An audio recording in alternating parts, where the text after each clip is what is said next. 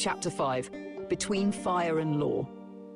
Location, Oconee Foothills, Georgia, nightfall, date April 5th, 1875.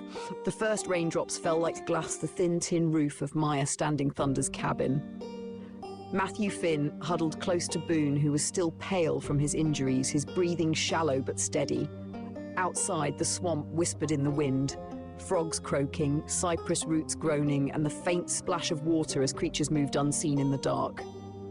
Matthew's eyes darted toward the door every few seconds. Elias Mercer, the Pinkerton agent, still lingered outside, his blue coat glinting faintly in the lamplight. The man had an air about him that made Matthew's skin crawl, not the kind of lawman who hesitated. Mercer didn't talk much, but when he did, it carried weight. "I don't want trouble," Matthew said quietly, not looking at Mercer. Mercer's cold voice sliced through the cabin. "Trouble found you the moment you left Pike's gang, Mr. Finn, and now it's got your name written on it." Matthew clenched his jaw, the pain from his side flaring as he shifted. "I left that life behind. Pike is the one people should be worrying about, not me." Mercer's eyes narrowed. "You think running absolves you? You're a skilled gunman with a record. And Pike's men aren't the only ones who care." Outside, a rustle of branches made Matthew freeze. His hand went instinctively to the revolver at his hip. He wasn't alone. Someone, or something, was moving in the dark. Clay Kennedy, standing near the cabin wall, whispered, "They're circling us. Pike's men are close."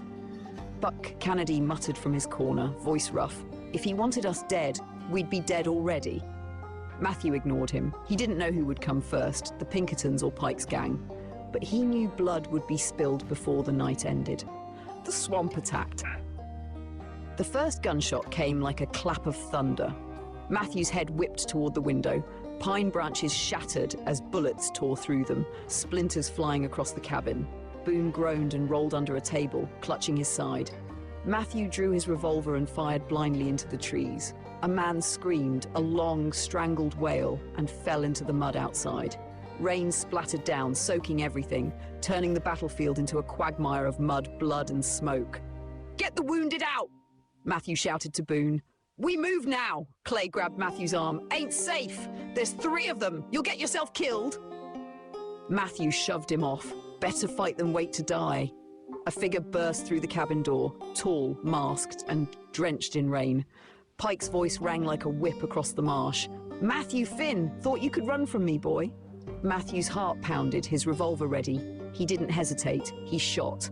The man dropped with a splash into the swamp. Another man swung an axe at the cabin wall. Matthew dove aside, feeling the wood splinter near his shoulder. Boone struggled to his feet, leaning heavily on Matthew. "We can't hold them here! They'll burn the cabin!" Matthew's eyes scanned the swamp, searching for cover, searching for the Kennedys. Buck was firing from the corner. Clay had grabbed a rifle and was aiming into the darkness, but Matthew knew this fight was far from over. A loud, guttural roar echoed from the edge of the swamp. Something enormous moved through the shallow water. Matthew froze, the bushes shook violently. The gunman hesitated. From the swamp, a massive shadow emerged, a legendary black panther, eyes glowing in the lamplight, claws slicing through mud and water. It leapt at the nearest man, knocking him into the muck. The smell of wet fur and blood filled the cabin. Matthew didn't think. He fired his revolver, hitting the beast in the shoulder. It roared, flinched, and vanished back into the swamp, leaving a bloody trail in its wake. The remaining gang members scattered, terrified, giving the defenders a brief reprieve. Rain pounded harder, washing blood, mud, and smoke together into one indistinguishable mess. Temporary escape. Matthew grabbed Boone and helped him out the back door. The swamp was thick and unrelenting, sucking at their boots and making every step a struggle. Clay and Buck followed, dragging buckets of supplies.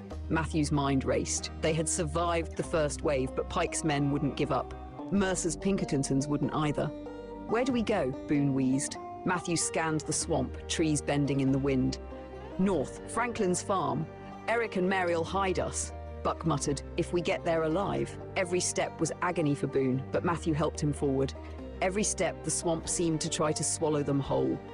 Rain fell harder, soaking them to the bone. Matthew's side throbbed, his muscles screamed, but he forced himself on. Pike's gang could wait. He had a plan. Survival first, vengeance later. And somewhere in the dark, Matthew knew Pike was watching. Merciless, patient, waiting for a mistake. But Matthew Finn had never been a man to back down. Not tonight, not ever. End of chapter 5.